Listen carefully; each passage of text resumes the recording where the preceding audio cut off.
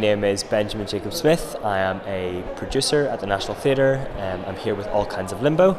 It's a 20-minute musical VR experience. You can come in here as part of an audience and experience something together as a group, but also very personally. Restaurant, housing, etc. And then you have things like, I'm in a building. So you basically combine the green one and the pink one. The pink one is a place, it's like police station, housing, whatever. And the green one is something that would normally go with this one. Presumably it's like if you're living in a city and you don't have like a garden of your own. Yeah, so you can grow them maybe.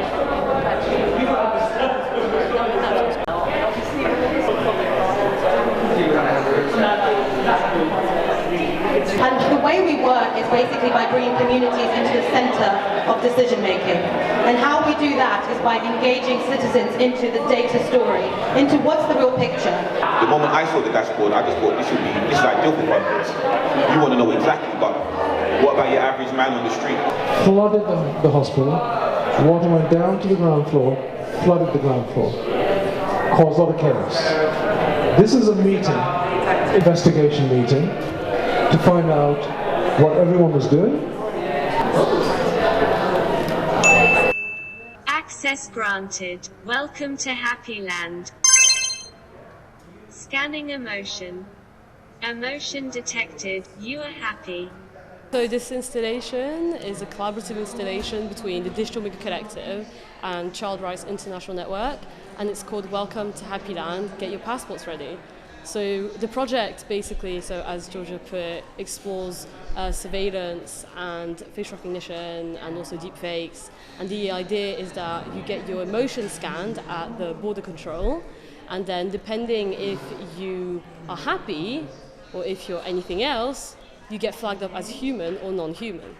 Hi, I'm James, and I'm with Playlabs, and we're showing Genie Mode today, which is magic motion, using spatial, volumetric, multi-dimensional motion capture, and it's open source, free software that we're going to be releasing, premiering next week at GIST. So it's great to be here, working with the universities, working with the students in regards to seeing new ways of starting up businesses. It's about data integration and data interference. It detects your face and your body at the same time. So it auto-generates the skeleton image by computer algorithm that I make. So, and this is the facial recognition. So when it detects your face, it makes the visuals and the sound frequencies of there. So when you smile, it smiles, and when you're sad, this is sad as well. And I analyze the data as pixels and signals. So all the pixels and signals are transmitted into the text instead of just pixelized data like RGB colors. So that is a U text. When I move my hands over there, and it moves the text. So it's quite all about accessibility. So you can have a fun with the technology, and you can fun with the data gesture like a magician. So without any huge budget, we can now make an interactive design and make people having fun with the experience. It's really good. This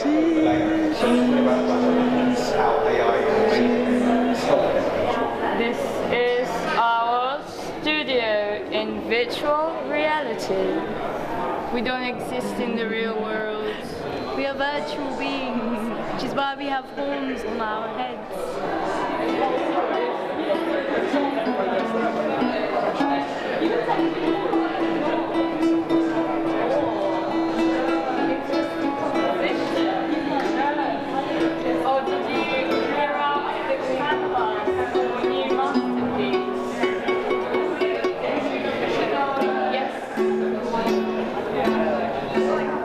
First of all, we start off with a character design, which then gets moved into a 3D model.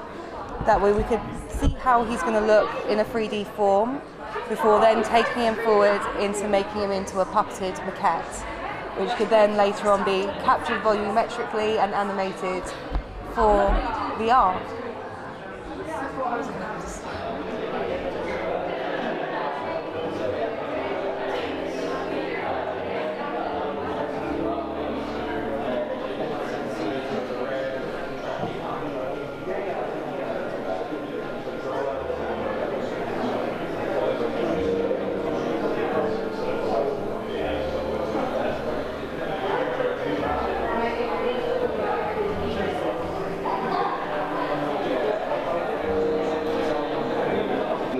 This is a Mandelbrot set, and then you can actually... I'm a master's student alongside Mark and Xiang Song at UAL's new Creative Computing Institute.